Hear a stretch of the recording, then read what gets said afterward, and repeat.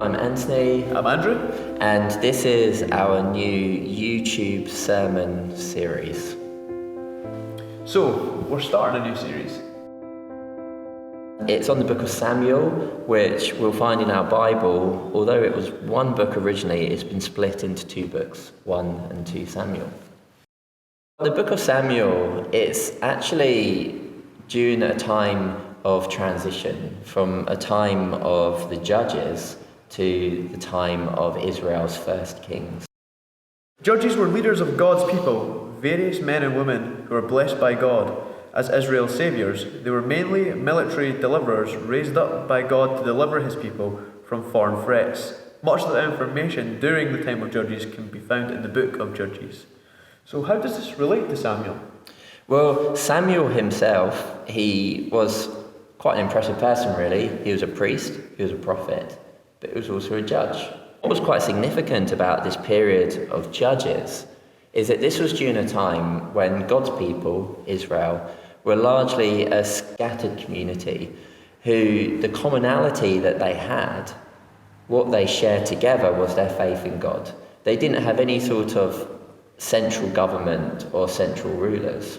Sometimes these judges, they were leaders, that men and women that God had blessed in order to deal with and bring peace during times of threat. These judges were very clear that their authority rested in God, that they were not called to be overall leaders of Israel.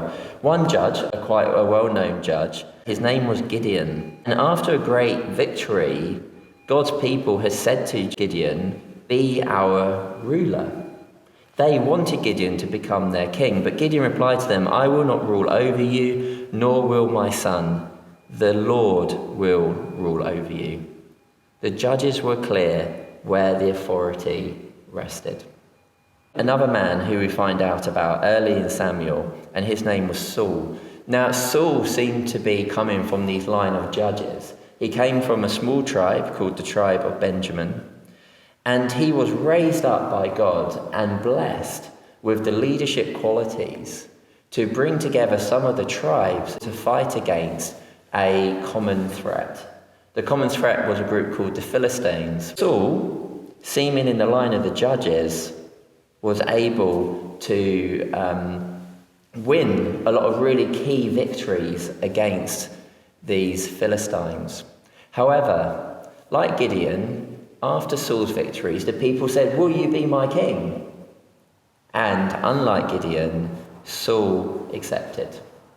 Saul became the first king of Israel. And how did that work out?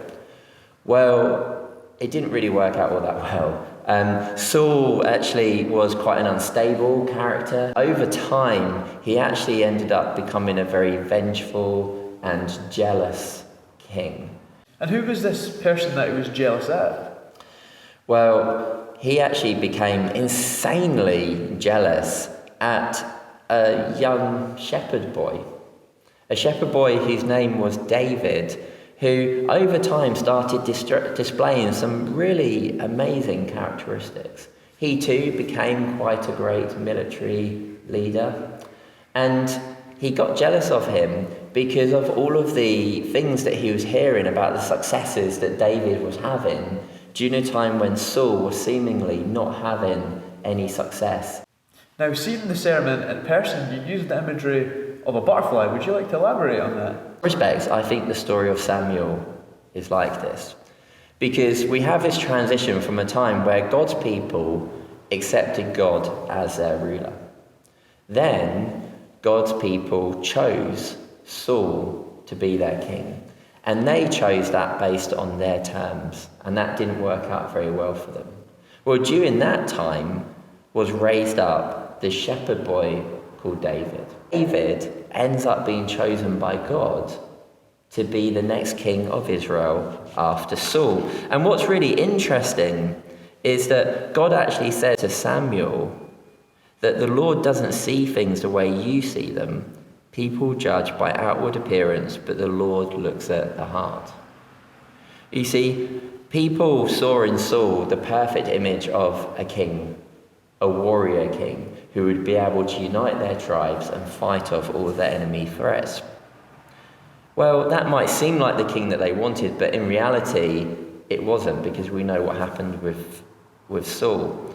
Well, in turn, God raised David, and he wasn't interested in his outward appearance, he was interested in his heart. And David ultimately became a king who was able to unite God's people in a way that Saul couldn't. It was the unveiling, or beginning to unveil, of the butterfly, but it didn't end there, because sadly we will discover that his reign had its ups and downs. The king that the people think that they need is not David. It isn't until we get to the New Testament, until we get to Jesus, the Lord of Lords, the King of Kings, that we really begin to see the full unveiling of this butterfly. And that's what we're going to be exploring in the series. We'll be looking at these different characters, and ultimately we will be looking at this question of choose your king, why it is that there's so many people that think that it's important that our king should be Jesus.